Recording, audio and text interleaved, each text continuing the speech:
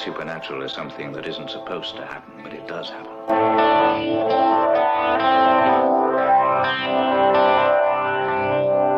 And no nation which expects to be the leader of other nations can expect to stay behind in this race for space.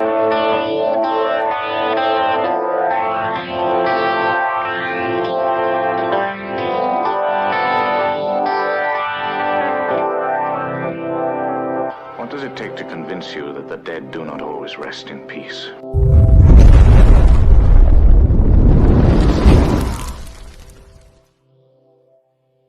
This episode has been brought to you by Bratz Beard Care, premium beard oil made right here in Central Oregon at City of Winter Garden, Florida by Kelly Brat himself. Go to Bratz Beard Care.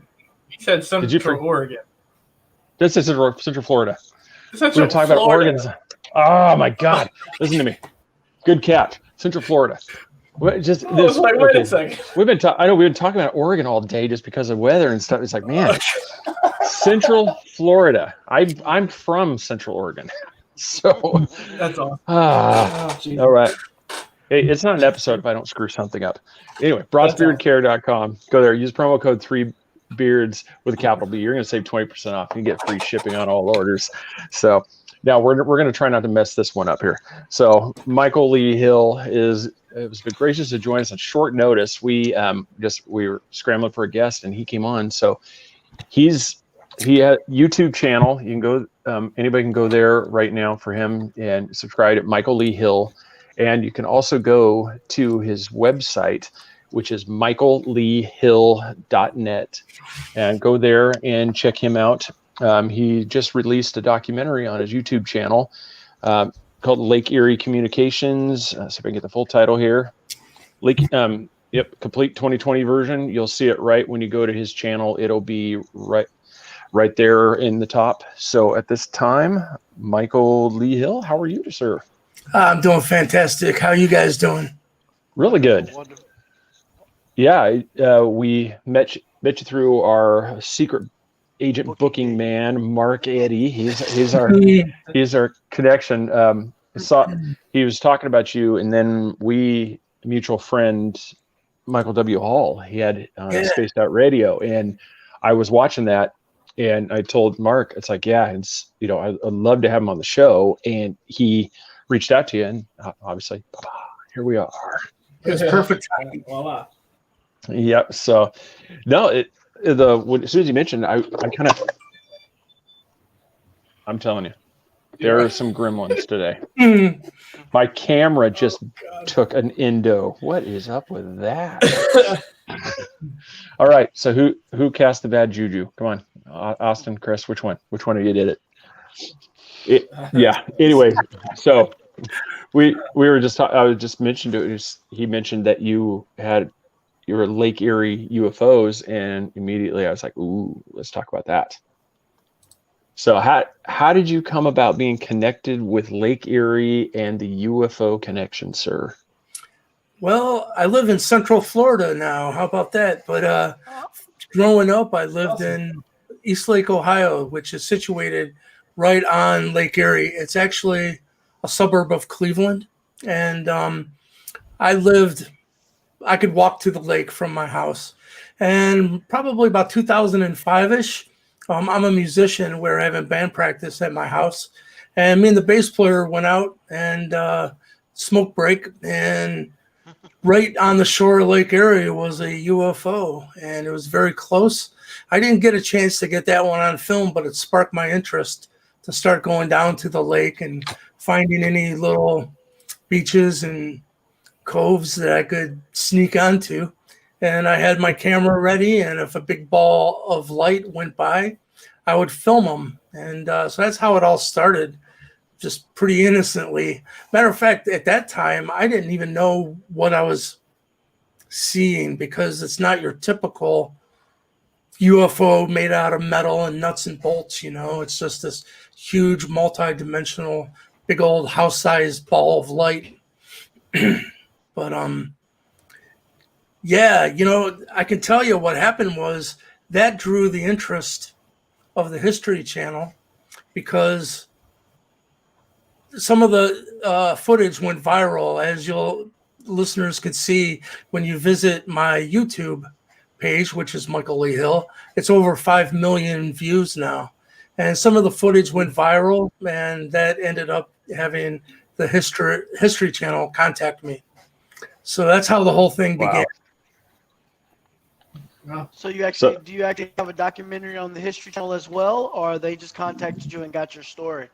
No, actually, yeah, I have a whole episode on the History Channel. It's the UFO Hunters show, and it's called Alien Contact, because it was really interesting, because what they found out was they were doing a show on Skywatchers, and me and my Lake Erie UFOs were supposed to have, like 5 minutes on the show, but they had just went to Washington and interviewed a Marine, and his name was Terrell Copeland.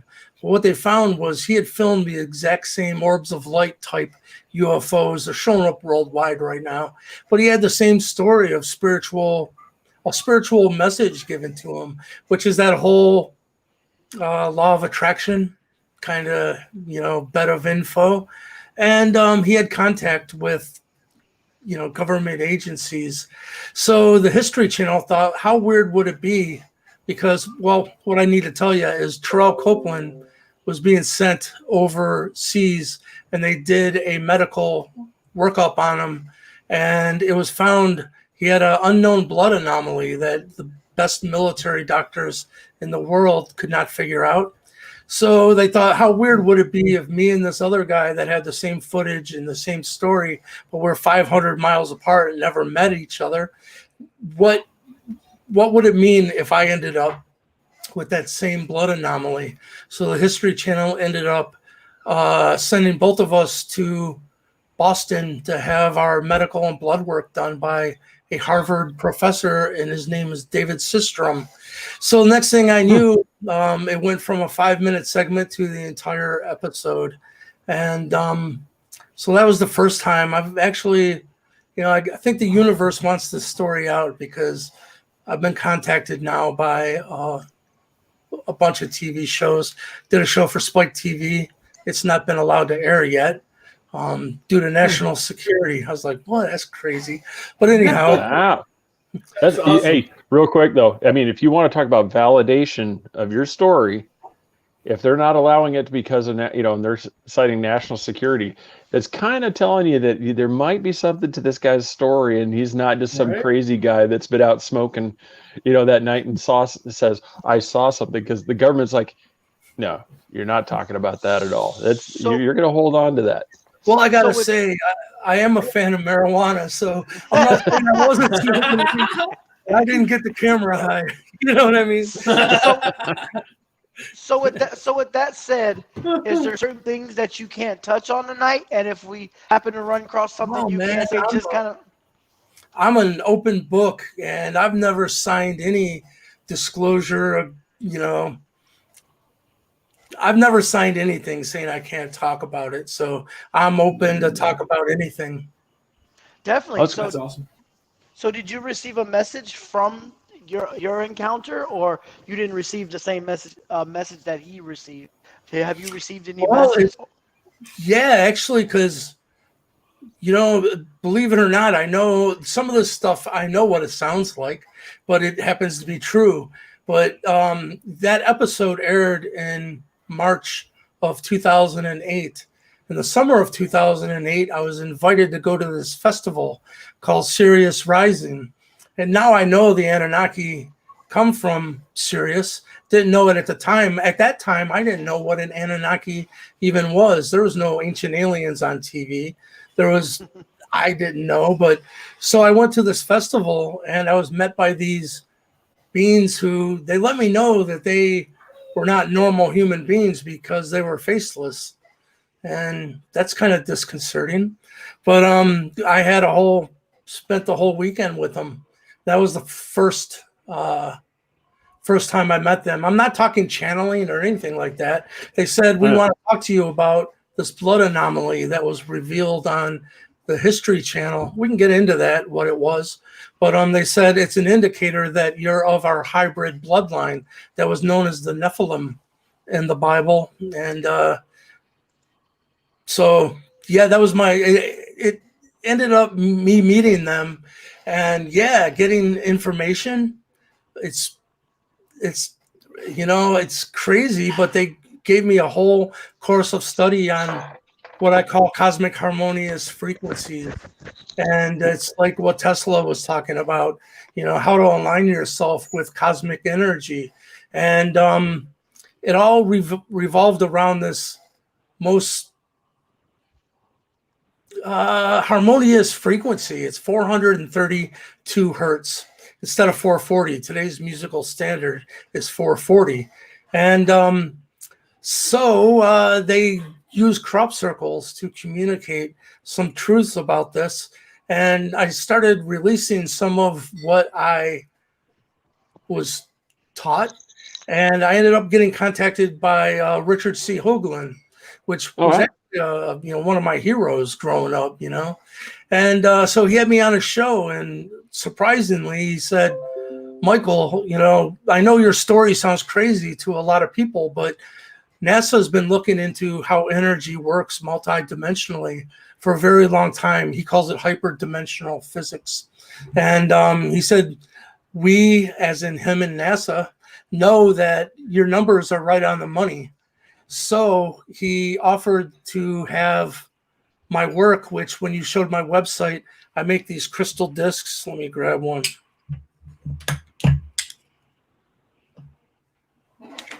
This is yeah, I was going to ask you. Yeah, I see it right there. Those are really cool looking. I saw you showed one of those on your Spaced Out, appearance on Spaced Out Radio, and I saw those, and I was cool that you brought those up because I wanted to ask you about those things. I mean, yeah, what had happened was because of this education into cosmic harmonious frequencies, I had started looking into a new science called cymatics, which is a new science of making the invisible visible.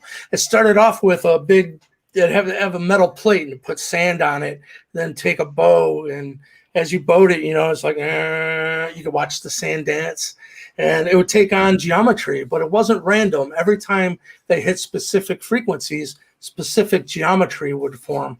Well, that's now evolved to the point that they have a big vat of water, and they have it's called a cymoscope, if anyone wants to look into it. And they can, those are all cymatic images that you're bringing up. That's awesome. So what happens is they can pump frequency through it. They have a waveform generator. They can hit that water that has a real high-tech camera to record what's going on the surface. And so for the first time, we can see what frequencies create what geometry. This gets very important with the formation of physical matter, because we know now they call it sacred geometry, which everything from an atom to galaxies are adhering to the same exact geometry, like the golden mean, Fibonacci sequences, and that's why it's called sacred. But so what happened was I hired these scientists to image my guitar, record in my studio, but tuned accurately. I don't tune to 440 anymore. So what you find out is this was the result. And so these scientists contacted me and they said, listen, we've never seen anything that is encoded the way that this is encoded. They said it in the middle there, if you can see, let me try to, it's a toroidal donut.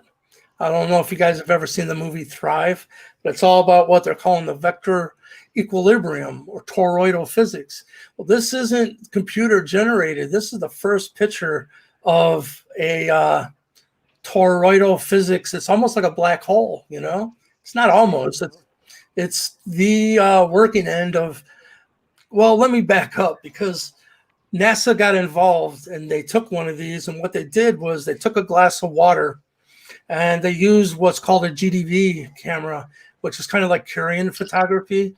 It can record how much photonic energy is within a droplet of water. And so they used California municipal tap water.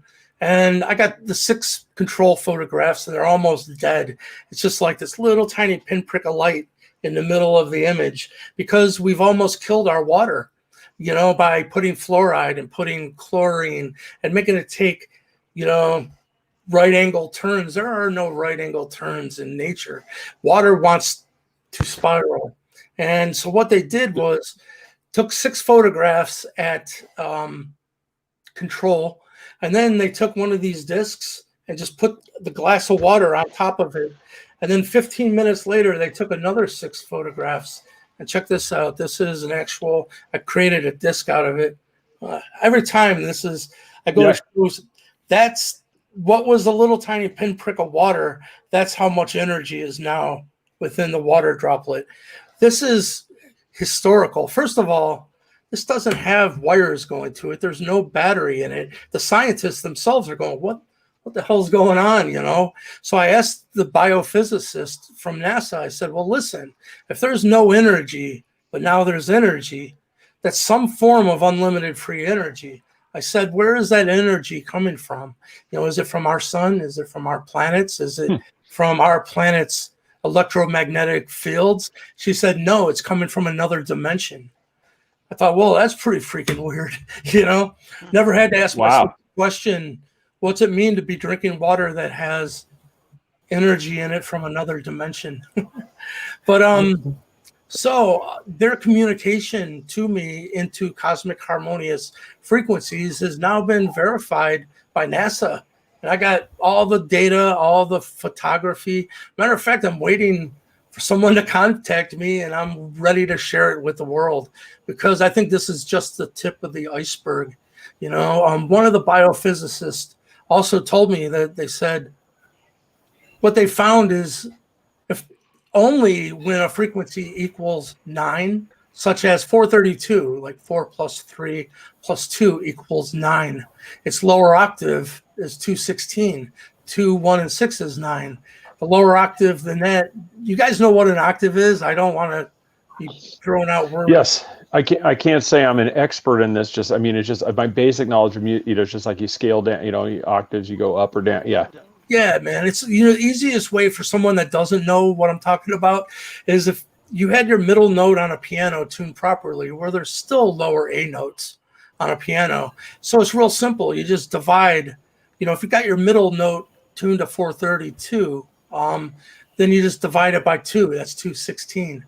And that gives you the accurate hertz, which is a scientific measurement per second of how many waves per second is in a waveform. So, you know, to get back to the importance of this, our bodies get most of the chi and prana, you know, electrical capacitance we hold on a cellular level from water. So once we're drinking dead water, man, it's not good. It's we're actually dying when we're 60 and 70, not because of ill health. It's because our bodies are dehydrated. The water we're drinking in a closed system, you know, and plus, do you guys know who Dr. Emoto is by any chance? I've heard of him. Name sounds familiar. Let's see if I can break for people that don't know. Yeah, it's I really won't, cool. I won't lie. As you're talking about dead water, drinking it thing, I'm over here. I'm like, I said, okay, well, it's filtered water. I'm like, uh-oh. Check this out. I found out like all the mojo's in the image. So I'm like, well, why don't I just make coasters? You can make your own 432 water is what I'm saying. This is available. That's cool. Yeah, man, because this gets into Native American Indian knowledge. I'm part of what's called Star Knowledge Movement, which is Chief Golden Light Eagle, who's been on Ancient Aliens many times. He got the permission, he says, from Spirit to release thousands of years of contact with star beings, and he started what's called the Star Knowledge. And what I can tell you is this just broke through. Star Knowledge did, and we just filmed for the Canadian Public Corporation.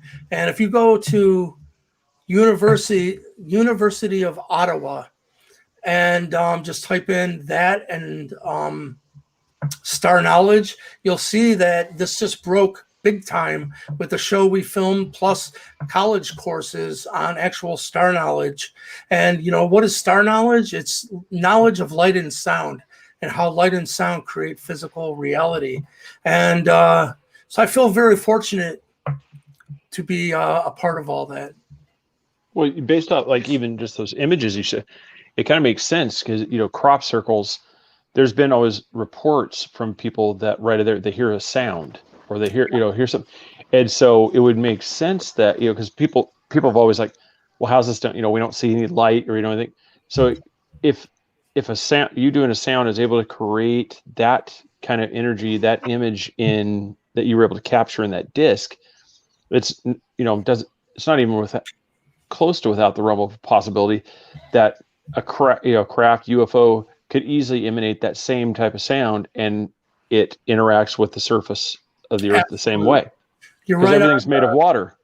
Everything's made of water. You're right on the right track, if you ask me. Using cymatics, as I said, 432 is the secret number, but the lower than that is 216, then 108. 108 is interesting because Tibetan monks have 108 prayer beads on their and then the lower one is 54 and then 27 hertz. So 27 hertz is scientifically 4 octaves below 432 exactly.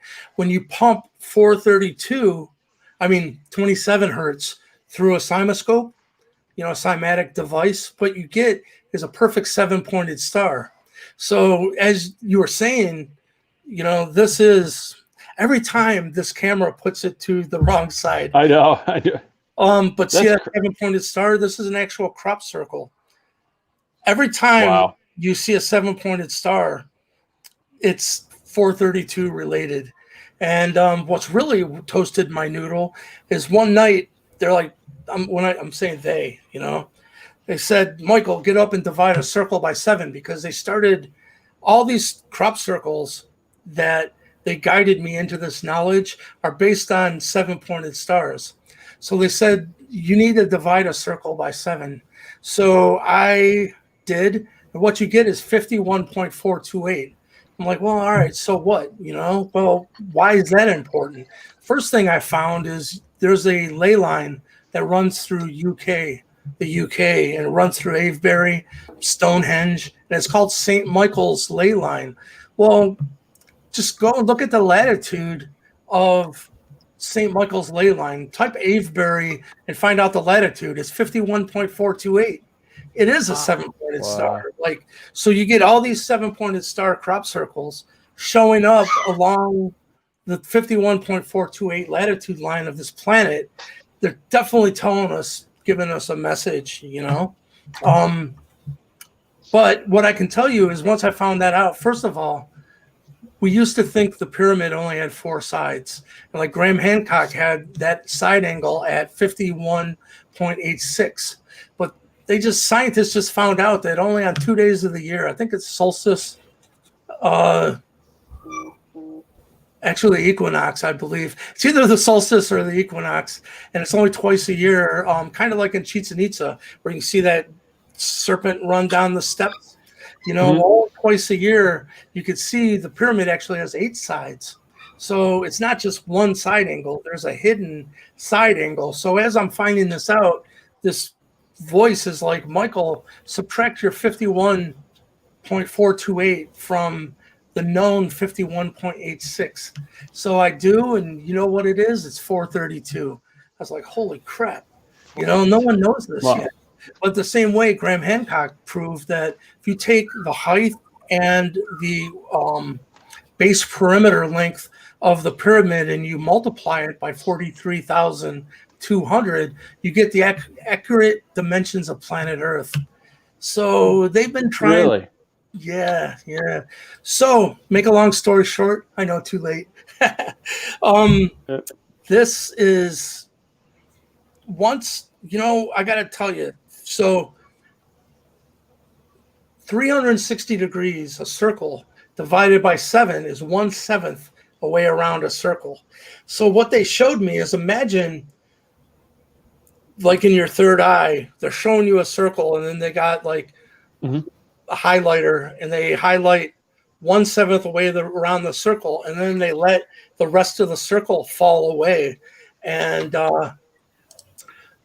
right when they showed me that arc, they showed it being mirrored to itself, and it did this. Let's just say this is the 51.428 arc. Then they float up another one underneath of it. And right when they showed me this, which is like an eye shape, they said that's the true Ark of the Covenant.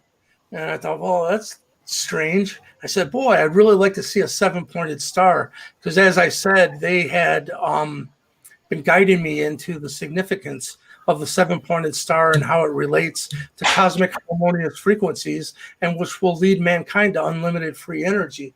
Well, this is what showed up the very next day. See the arc? Wow.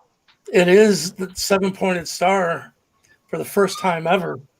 But what's really weird is this showed up along that St. Michael's ley line. Well, any of your viewers just type in seal of the 7 archangels. It's this. So they put a seal of the 7 archangels along St. Michael's ley line. And what I'm finding out, another name for St. Michael is Ea Enki of the Anunnaki, which my bloodline is connected to. We'll just leave it at that. I believe in reincarnation. So, but I don't believe I think all time is simultaneous. So it's the same oversoul incarnating into many different timelines simultaneously. It's a little different, but so yeah, this was huge to me, for this confirmation. But this is one of 5. I can tell you, this was the first one, and in the codes. By the way, when I met the Anunnaki, matter of fact, maybe I could show you this. See how it's like these dots? It's like dot, empty, dot, dot, dot. Well, what had happened was when I met them, they said, we were once known in your past as the Anunnaki, and you were once known in your past as Ea Enki, the water bearer. Well, let me tell you, at first, like I said, there was no ancient aliens. I didn't know what an Anunnaki even was. So I sure as heck didn't know what Ea Enki was or the water bearer. But now, with this, well, I guess I can look someone in the eye and go, you know what? I am the water bearer. But with this, I asked them, can you encode the name Ea Enki into a crop circle? That will be my confirmation that you are who you say you are, and I am who you say I am. And that was in 2009. This didn't show up until 2011. But what I want to tell you is these lines on every point of the 7-pointed star, when you decode it, it's ASCII binary code that says Ea space Enki. So this became very important to me. I didn't know what the 7-pointed star meant, but it's like they did do what I asked of them. But between 2009 and 2011 is when they started guiding me into cymatics and this new science of being able to see what specific frequencies, what type of geometry it makes. I can show you the other crop circles while we're at it. This was in the same field, but it was 1 year prior. And that's cool. I've recognized that one. I get it. ASCII binary code again, and it's E equals MC squared. So I thought right away, well, what's 432? The 7-pointed star and the Ea Enki crop circle have to do with E equals MC squared. Well, you find out 432 squared is C. It is the speed of light within 1% accuracy. So every scientists tell us everything's both particle and wave, right? Well, E equals MC squared is only the particle part of the equation. So where's the wave? Well, it's 432, because it's the only frequencies that 432 squared becomes C squared times mass equals energy. And right here is You know? They said is it true that what you're talking about 432 is that they say that frequency is a very healing frequency. I don't know Oh how yeah. true that. That's what I've heard. I mean, I don't know how true that is. They say the 432 megas MZ whatever is a very healing Hurts. frequency. Absolutely. Just being in its presence, that's one thing, man. I'm starting a grassroots movement of getting musicians to retune, because talking about it is one thing, but imagine you went to your local bar and the band was tuned properly. You'd get a healing just by being at the bar, just from the sound, And it's an interesting story. It was a Nazi scientist who, in the 1940s, brought us into A equals 440 hertz. And this is really important because if you use that same cymatic device called a cymoscope and you pump 440 through it, there's no geometry, there's no complexity, there's no geometry. It just looks like a puddle. But then you back it off 8 cents, which to the human ear is just a little tiny bit. But all of a sudden, it comes into perfect focus, and you get this. Instead of a puddle, that. By the way, so these scientists were like, we've used this technology to image everything known to mankind, from dolphin noises to baby noises to every frequency known to mankind. But they said we've never seen this kind of complexity or dimensionality. And they said the only thing that they can figure out is it's because this sound file came from my Joe Satriani guitar amplifier. They said the tubes that are in it to make that crunchy Van Halen, Jimi Hendrix kind of crunch, that was their idea of how this is so encoded. And I'm thinking, how cool is that, man? It's rock magic. Yeah, you're onto something, obviously. That's cool. You go to a rock concert at the same time. Not only do you get a killer concert, you're there, you also come back recharged. Yes, indeed. Feeling better. Yeah, that's on a cellular level, man. You know what's cool too is I found out I own a bunch of Tibetan singing bowls, and the crown chakra ones are tuned perfectly to 432 hertz. So it's like, I wonder what the Tibetan monks know. And from what I understand, they don't have a tuning reference. They're just that tuned in to frequency and how it feels, that they use their intuition to perfectly tune those singing bowls. Matter of fact, I got one around here somewhere, but yeah, it's one of those weird things too. It's like I've had people, like singing bowls. You get there, and I'm like, and I've tried to ask a few people, and nobody's really had an answer. I don't myself. It doesn't have a soothing effect to me. It's really weird. It's like I'll have it, and it's like I'll listen to it, but I don't ever feel myself just like, just relaxing and just, maybe I'm not in a place where I need to be to focus on it, but it's one of those things. Every time I've been there, it's like all I focus on. It's kind of like that OCD thing when something, like eating something crunchy and all you hear is yourself eating that crouton and it drives you insane. It's like I hear the dragging thing around the bowl, and that's what I hear the whole time. I just hear that. The only thing I can say is a lot of singing bowls that aren't from Tibet, I'm pretty sure they're not tuned properly. Especially big glass, the white ones, I've asked, well, do you know what frequency that is? And most people are like, no clue. The Tibetan ones are made out of copper and they're handmade. And, like I said, I'm a musician, so I have plenty of different ways to check tuning, and they're right on the money.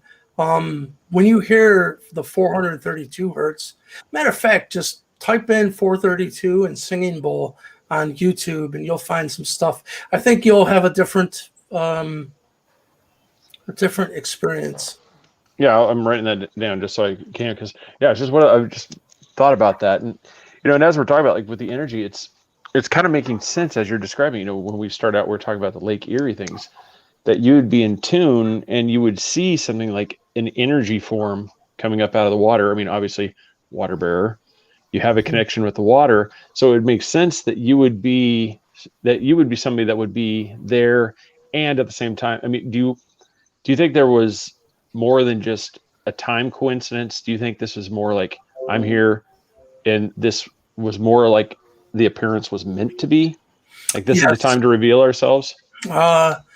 Yes, because once it actually led to contact with the intelligence behind the phenomenon, then it's still ongoing to this day. I'm part of the Star Knowledge movement is to reveal that this is truly the Atlantean bloodline on the planet.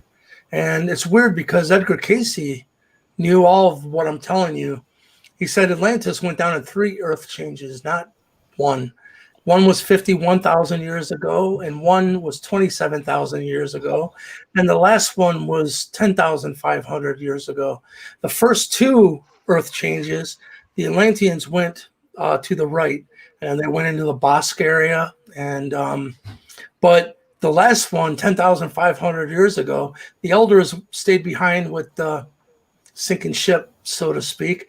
And when they left 10,500 years ago, they went to the left for the first time. And they came up into the bottom of the North American continent, and they met the Mayans first. The Mayans even said there was this big white dude showed up and showed them how to make the calendar and, the pyramids and everything else. But sooner or later, darkness set in, and the blood and flesh sacrifice ceremonies started to set in, and the Atlanteans were like, well, let's get the heck out of Dodge. And so they went up right through the middle of the North American continent, becoming known as the Mound Builders. The Mound Builders eventually intertwined into the Native American First Nations. Mainly the Iroquois, and I'm Iroquois Seneca, have the largest numbers of this bloodline. But the Sioux, which is Lakota, Dakota, and Nakota, have retained their Star Knowledge the most. So Chief Golden Light Eagle is Dakota. And so it's interesting because a lot of people know Edgar Casey did a lot of work on Atlantis and the Hall of Records specifically. But people don't know he actually said what happened to the Atlanteans as well. So I can tell you the Native American Indian chiefs, elders, and grandmothers know this. Matter of fact, Chief Golden Light Eagle, when I first met him, he's like, oh, so you're from around the Great Lakes up there? And I said, yeah. He goes, oh, you're one of those Atlanteans, heavy duty. And he walked away. I'm like, shit, I thought I was like on the cutting edge of information. Here I am, the last to know, evidently. But they know that they are the remnants. This is very interesting to me because, as you guys have probably heard, a lot of people throw the Anunnaki and the Nephilim under the proverbial bus, that they're behind the secret societies, pulling the strings, keeping mankind enslaved. But when you find out the oldest Nephilim bloodline on this planet is intertwined into the Native American Indians, well, that doesn't make any sense whatsoever anymore, because the Native American Indians have suffered more at that evil machinery. The worst genocide on this planet ever was perpetrated against the Native American Indian First Nations. So, some of it's true. There is a faction of the Anunnaki who is in charge. They understand thoughts have an electromagnetic reality, energy, right? And energy can't be created or destroyed. So it needs to be transmuted, hopefully to its higher octave, and then you're done with it. So how do you transmute a negative thought form? Well, you live it, So there's part of the Anunnaki whose spiritual job it is to make you experience your own dark baggage, and hope you'll change it and choose love over fear. Then you'll transmute those energies. If not, the same crap keeps happening to you over and over, and you go, why is this same crap still happening? It's, well, you haven't transmuted those energies yet, and they will keep recirculating until you got to choose something different, It's really weird the way, the synchronicity between everything works, because as you're describing, I mean, I don't know if you know, we already had him on we're going to have Gary Wayne. He talks about the Genesis 6 conspiracy about the Nephilim. He's on again for part 2. And this is kind of the thing where, I'm kind of wondering, it's, that even though most likely you could have this group that is involved behind the scenes, but you'd also, just like in every society, there's always that breakaway, the one that doesn't want to go with the thing. That could have been the group that broke off and came in and intermingled with the native tribes in the North American continent, basically showing people this doesn't have to be the way. It's kind of weird though, because it's infiltrated everywhere. Within Native American Indian cultures, there are flesh and blood sacrifice ceremonies that have creeped in, and it's not necessary at all. What you find is, since the Anunnaki know that thoughts have an electromagnetic reality, energy, that they broke off into 2 camps. One would make sure that no one got through the higher gates in the higher realms, that was proven to give their energy, their I am, away to illusionary outside sources. That is not allowed in higher realms, So it's their job to dangle the dark carrot, and see if they can get you to bite. The sad thing is, most of us have taken the dark carrot. But on the flip side, there's, in the Native American Indian culture, they call them the 7 war chiefs and 7 peace chiefs. And the war chiefs will see if they can get you to bite at the dark carrot. The flip side is the light will see how much love and compassion you bring to any suffering that comes your way. Because the dark side, what Chief Golden Light Eagle told me, he said, Michael, this is all about self-inflicted suffering through one's own free will. The dark has no dominion over any of us unless you give them permission. And once you give them permission, then there's certain factions that can use you as a battery, No, I was kind of with the Iroquois. Do you think that this had any impact on their creation of the Iroquois Confederacy? Oh yeah, I am the peacemaker. It's weird you would bring this up. That's, I am Seneca and I am Iroquois. And, some of my past incarnations, I was known as the peacemaker. And I was also known as chief corn planter. I know this stuff sounds crazy to most Westerners, but as, I've been recognized as peacemaker and the spokesman for the Nephilim, because as I said, there's 2 different sides.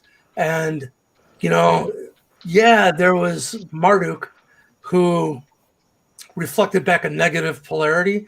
And so, if you're a human and you got a lot of garbage and fear and doubt in your belief system, and you come across a multidimensional being whose job it is to make you experience that, you're going to go demon, So it's not like it's not true, but it's only half the story.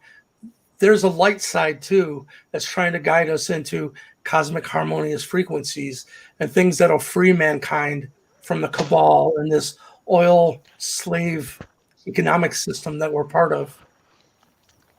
Yeah, it's fun. We were talking about that earlier too, between us. It's just, what is it going to take, for us to break this dependency on oil? Because as it is right now, just our whole system is based on this. We can't just all switch to solar panels, and so, because once again, this energy has to be created, not created because it's, it's neither destroyed nor created, has to be, harnessed in some fashion. And obviously we're not doing the work, that Mother Nature, any favors, because I could bring up some images. For anybody that wants windmill power, there's some nice places in the Midwest where they have massive landfills where they are burying wind turbine blades. Yeah, they're cutting them up and just burying them in this massive landfill. So obviously this isn't the solution. So is it going to be a cold fusion?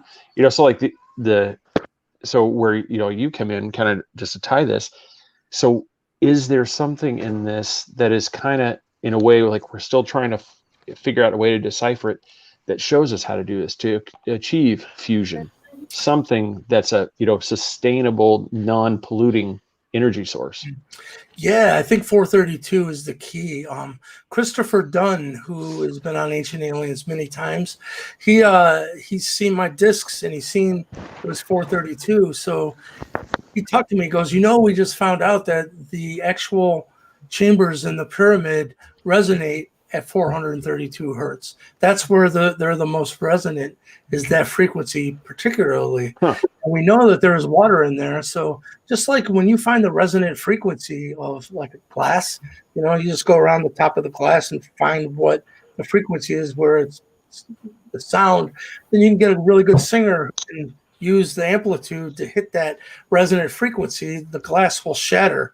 So what happens when you find the resonant frequency of water? You can separate it into oxygen and hydrogen. Well, hydrogen is very much energetic. So, and as I said, when I asked the biophysicist, where's this extra energy coming from? And she said another dimension. I thought, well, this is just the tip of the iceberg. Anything that exists and the micro can exist, micro, macro, right? As above, so below. So I thought, man, if it's proven already with NASA that it's increasing. By the way, the NASA scientists said, yeah, there's a lot of ways to restructure water. You can send it through high magnetic fields. You can put it through, vortex it. You can spin it. But in every way that they've tested it, it can bring in more energy. It gets brighter, but the periphery also gets bigger and more diffuse at the edges. They said for the first time, the more that they kept the water on my disc, because not only did they do the control at nothing, then 15 minutes they took another 6 photographs, then at 30 minutes, and then at 50 minutes. She said the more time that they kept it on the disc, that it was getting brighter, but the periphery was getting more condensed. She said it was kind of like a magnifying glass, if you're trying to burn something, cool. When you go up, the periphery gets smaller until it has enough energy to come. She said it looks like to them that this technology for the first time is turning the photonic energy, the light within the water molecule, into a laser beam of energy. That was her exact words. So in my mind, this needs to be looked into more. We're just at the beginning of it, but this alone, cleaning the water on this planet is huge in so many ways, but I think it's just the beginning. Yeah, as you were talking and you were explaining that, it made me think, because you've always heard the story of the guy or whoever has developed a motor that uses water as a source to power a vehicle. Do you think that they hit on what you were the 432? They figured out something that emanated that sound, that tone, that separated the water out, and that was how you could just pour a glass of tap water in and power your vehicle. Very well could be. I don't know, to be blunt, but I would be very interested to find out if they are using frequencies within that technology to split the water into oxygen and hydrogen. Yeah, because as soon as you hear some story of this guy developed, it's gone. He no longer. It's like you can't find information. He's no longer wants to talk. I mean, all that stuff is. So it makes you wonder if we don't get to talk to you again because you suddenly are not available for interviews anymore. We understand it was our fault. No, you know what, man? I know this is one part of the story that I've not got into much lately, but I was contacted by the NSA, the remote viewers, and people don't know, but the remote viewers are also connected to reverse engineering. So the head of that program, his name was A.R. Borden, and he took me under his wing and brought me in, and he brought me into a meeting and made some people tell me why they suppressed my Spike TV show And pretty much they said this subject of higher intelligence, extraterrestrial intelligence, has been kept from humanity for a very long time, because pretty much they said we don't trust humanity with unlimited free energy. Said we know it sounds great, but it's unlimited and it's free and it's energy. So if it was released on a planet that's not ready, that it could be weaponized and create weapons that would make anything we have right now look like child's play. So, but this meeting that I was brought into with these elite characters, that was before Elon Musk and stuff. So I'm seeing Elon Musk releasing all this information, and I can tell you it was not part of their plan. And so it tells me something has changed.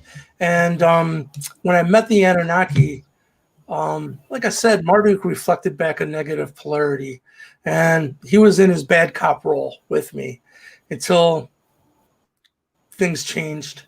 And all I can tell you is that he said, one thing that they had a problem with, I'm talking to Team Bad Cop, is that I partnered with David Sarita in a documentary, and in it we had a senior scientist from Lockheed Martin, and he just spilled the beans and showed working anti-gravity and how it worked and let us film it. And so the Marduk is in front of me, and he's like, I work for the people who decide what gets released to the public regarding the extraterrestrial subject. And Boyd Bushman, senior scientist from Lockheed Martin, was not on the list. This was never supposed to be revealed to humanity. So how did this happen? And he was not nice about it either.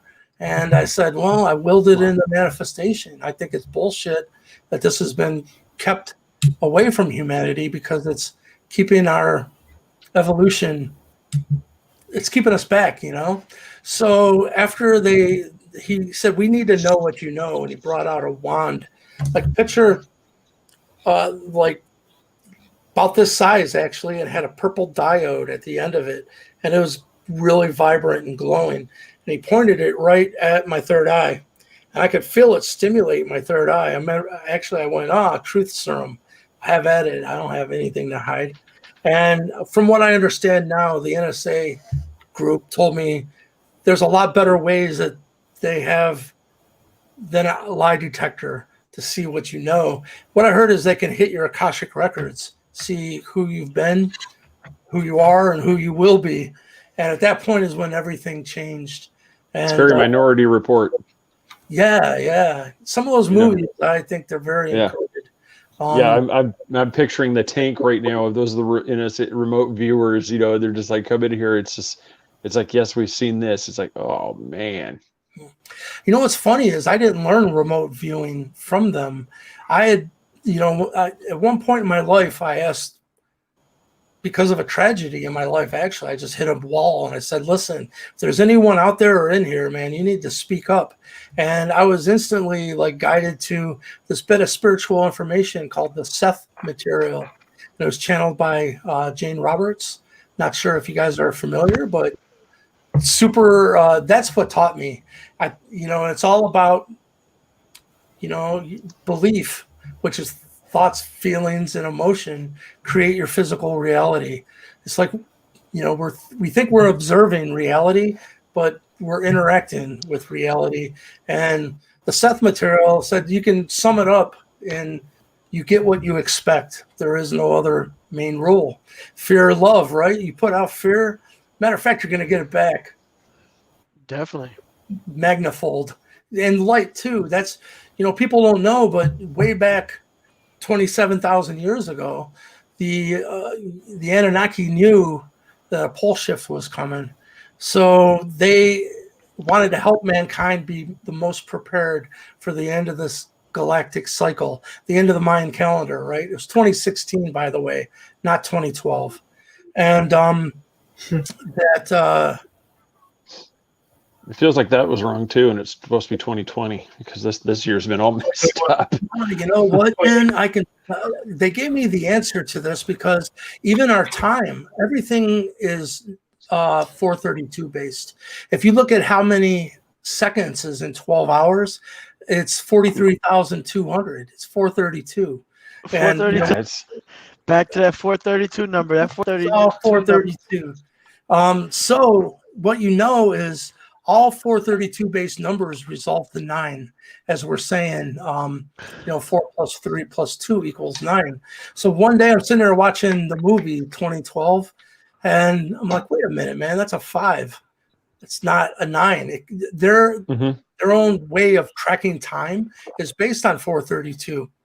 So I went, well, what's the next year that resolves to a 9? And it's 2016. 16. So what I want to show you, this is another crop circle that was part of the communication with me. See those symbols at the outside of the 7-pointed star? Yeah. That's Baktun. A Baktun is the Mayan calendar. It's 144,000 days. It's a Baktun is a long count Mayan calendar symbol. So 144,000 each one of those. This was why at the end of the calendar they said they thought it was the end of the world, because the calendar ends on the 13th Baktun. Well, it's not the end of the world. It's the end of the age of Pisces and into the age of Aquarius. The age of Aquarius is the first Baktun. The 14th Baktun is the first Baktun of the age of Aquarius. So this is real simple. There's 14 Baktuns marking the end of the old calendar and into the next calendar. This is by the Anunnaki put into a field. Again, this was right next to the 51.428 UK St. Michael Way line. So God, that's crazy. Yeah, ain't it? So It's wicked. So just multiply 144,000 by 14. What you get is 2016 with a bunch of zeros at the end of it. So I'm like, great, I was right. Sometimes I like confirmation, but 2016 is the end of the calendar. So we have entered the age of Aquarius, and things are about to get real good. I know it looks crazy out there. But when you say the age of Aquarius, are you talking about as far as, can you break that down a little bit? Are you talking about as far as the zodiac Aquarius or just the age of Aquarius? It's called the precessional cycle, and it does make up the zodiac, but the planet Earth has a slight wobble, and that wobble takes 26,920, I believe it is, which is so here's the deal. It takes 27, which is weird. That's 4 octaves below 432, right? It takes 27,000 years for that Earth's wobble to make one complete cycle. And as you look out, it's the zodiac around that. That's where it came from.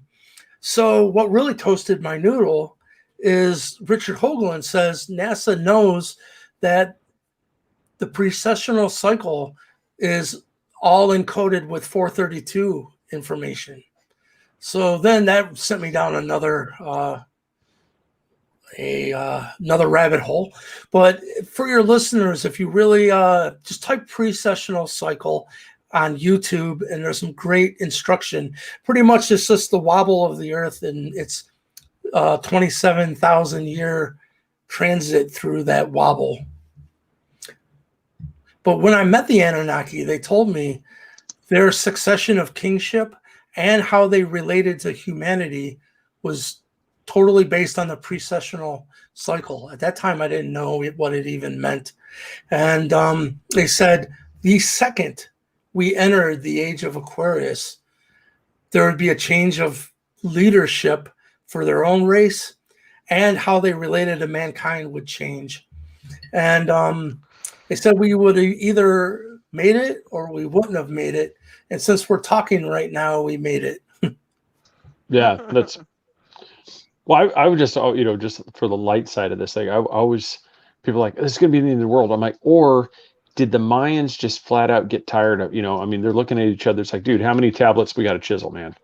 Yeah. I mean, seriously, we got to stop some point. I mean, I'm already 2,000 years past when we're here. Once you look into it, you find out all it is the moving from the 13th Baktun to the 14th Baktun. There is no 14th Baktun. The Mayan calendar ends on the 13th Baktun. So people assumed the end of the calendar meant the end of the world, and it's not. It's just the 14th Baktun is the first Baktun of the age of Aquarius. It's just that simple. Now, do you think that? Oh no, sorry. I was just. Do you think that has any correlation with NASA announcing that 13th zodiac sign? It's very interesting because the whole 13th, with the Native American Indians, there's 12 altars of chiefdom, but the star altar, most of those 12 don't even know about the 13th altar, and that's the cosmic connection. Well, have you guys heard about the 13 crystal skulls? Is that right? I just began work with the most famous one, the Mitchell Hedges crystal skull, and just brought it to East Lake, Ohio, to an unknown mount site to, do work there. And then in December, we're bringing it here to Central Florida. Well, the 13th crystal skull is said to be the galactic connection. The other 12 are all Earth-centric. They have the Akashic records that is of the Earth and all of the information. But the 13th crystal skull is the galactic connection, and it has the blueprints to bring mankind into a galactic society and the next golden age. And it'll happen behind the scenes effortlessly and ripple free. And so I've begun taking the Mitchell Hedges crystal skull to all the ancient sites and doing ceremony to pretty much unlock. I got to tell you though, Chief Colin Light Eagle said that particular crystal skull is over 200,000 years old.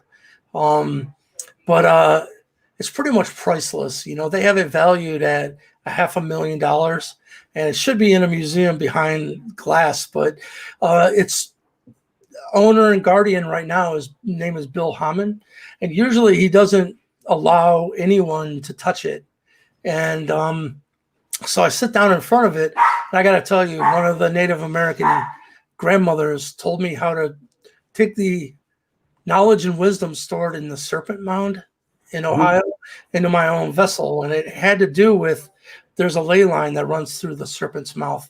And I had to put my forehead right on the ley line, right on Mother Earth, and then do a specific visualization and meditation to take that energy into my own vessel.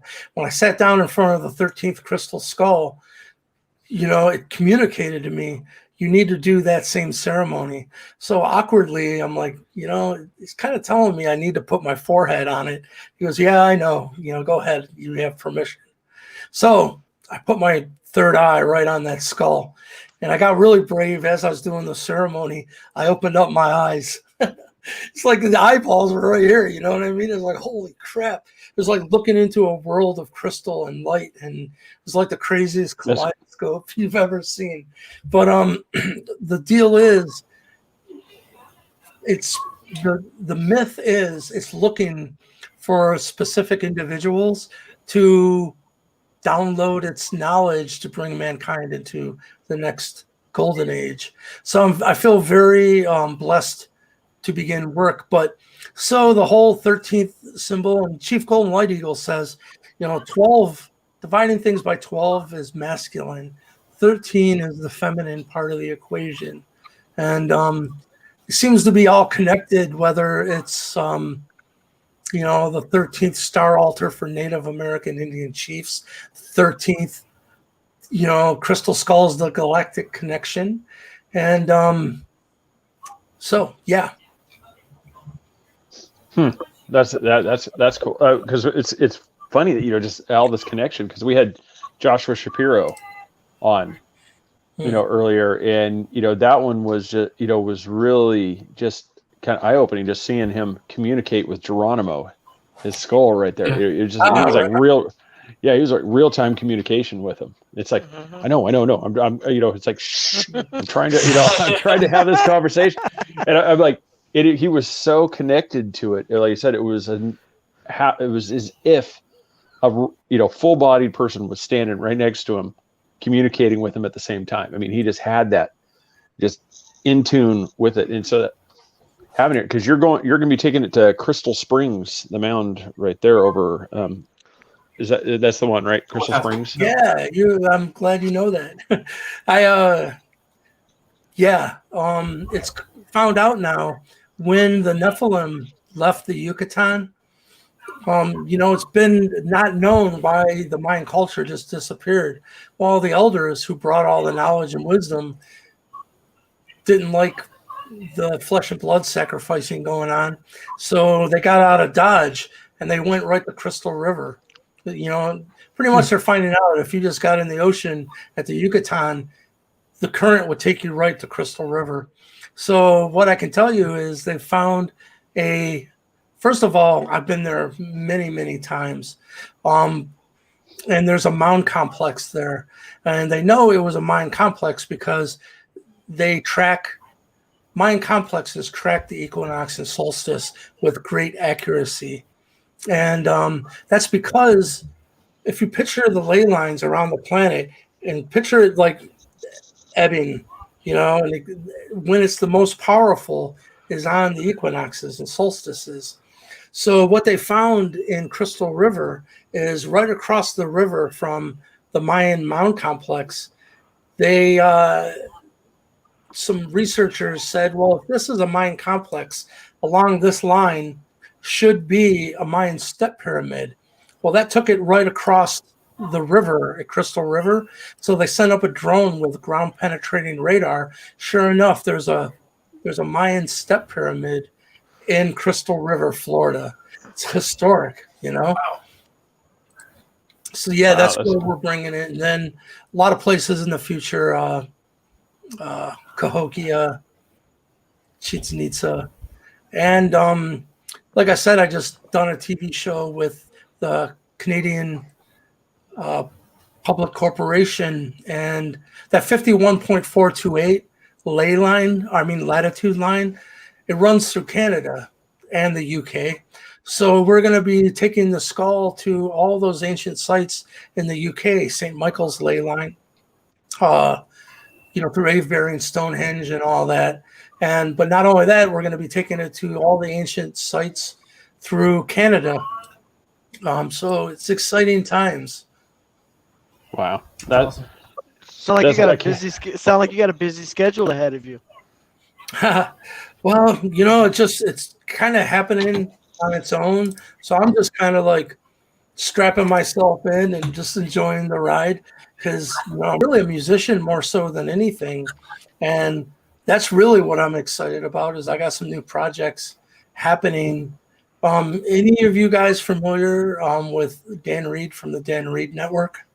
No, that's a new name to me. He opened 60 shows for the Rolling Stones, opened up for David Bowie. He was a huge inspiration to me growing up and even being a musician. Well, me and him have become like brothers now.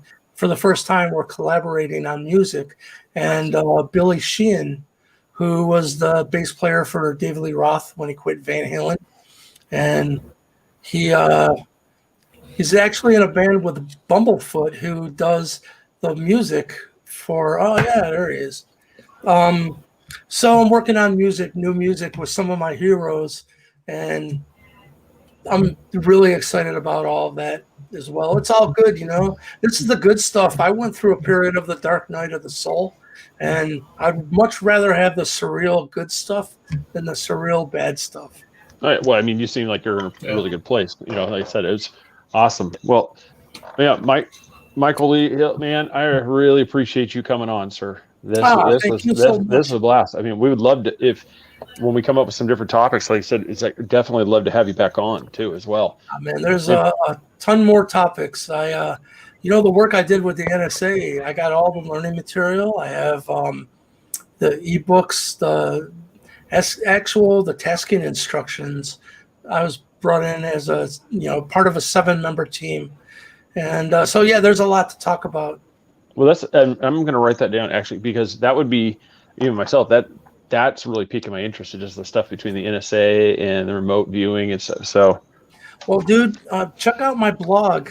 That's probably my favorite thing about my website is the ability to share what I've learned in as much detail as I want, but also as concisely as I can. And in there, just scroll through. There's a lot you'll probably dig, all three of you. But one of them is, I got a link in there that says I was a member of a secret space program, and it has all the details, the info. At the very top, you'll find the blog.